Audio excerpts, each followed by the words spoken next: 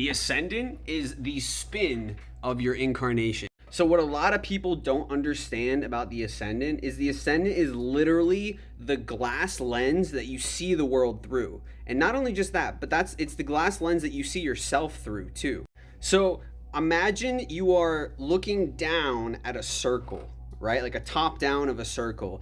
And imagine that the circle has 12 doors on its tangent. So basically, just like imagine Stonehenge, right? If you looked at Stonehenge from above, from a bird's eye view, you just see a circle. But then if you looked at it from the side, you'd see like almost like little doors. Imagine 12 of those.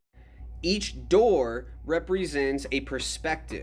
Imagine each door is colored a different color. There's 12 doors and they're each colored a different color. So before your incarnation, you, let's say, went to this Stonehenge in the sky, right? This heavenly Stonehenge where you're choosing which ascendant, which spin you're going to choose for this life. So the first thing that you do is you go inside the circle and you kind of like look through the different colored windows, if you will. They're like little portals.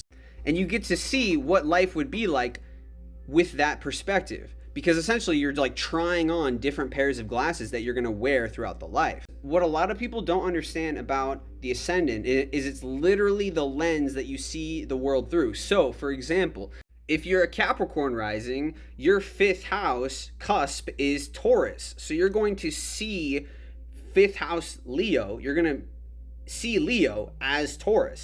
If you're a Scorpio rising, your 9th house cusp is going to be Cancer. So the way you perceive Sagittarius energy is Cancer. Now, this is why Aquarius risings, Pisces risings, and Aries risings are very unique individuals. Now, I don't need to get into like the math nitty-gritty here, but because the Earth is not perfectly straight up and down and it's tilted, there's a lot more probability that you're going to be an ascendant of every other sign except for Aquarius, Aries, Pisces. So it's relatively rare to have one of those 3 ascendants. So if you're, let's say, an Aries rising, right, which is the natural first house, Aries is the natural first house, and if you have, planets in Scorpio, then there's a good chance that those planets are also going to reside in the Scorpio house, the 8th house. And depending on where you were born in the world, how close to the equator you are, this can also happen with Aquarius risings, Pisces rising, and of course Aries risings because it's the natural first house. So this is why Aquarius, Pisces, Aries risings are actually looking at the zodiac signs in a sense for what they naturally are. Now, I'm not saying that's better or worse. I'm just painting a picture to help you understand the Ascendant a little bit more. The Ascendant is the most important placement in your chart. Why? Because the original first house is Aries, right? So if you're a Capricorn rising, then your identity is Capricorn, way more so than your sun, right? Like, let's say your sun is, I don't know, in Scorpio, in your Capricorn rising, your sun's in the 10th house. So it's not really about your identity. The Ascendant is much closer to what you actually are, because what is the exalted sun? Aries.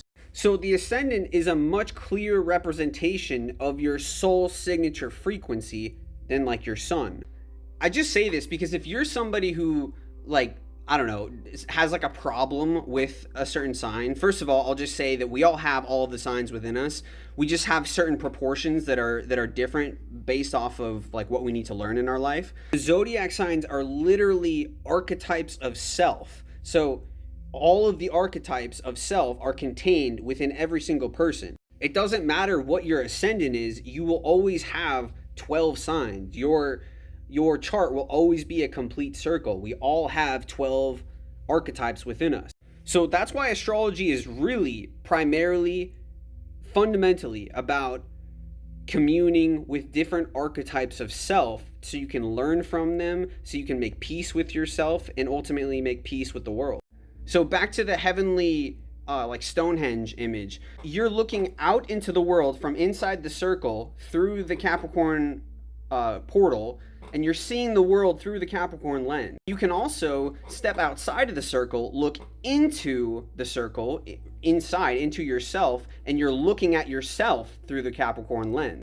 So if you're looking into the circle, you're looking into yourself. If you're looking from inside the circle out, you're looking at the world. But you're looking at it through that lens. There's a common piece of advice for Pisces risings that it's like they see the world through rose-colored glasses. Yeah, and all the other ascendants see it through different colored glasses because it's the spin of your incarnation.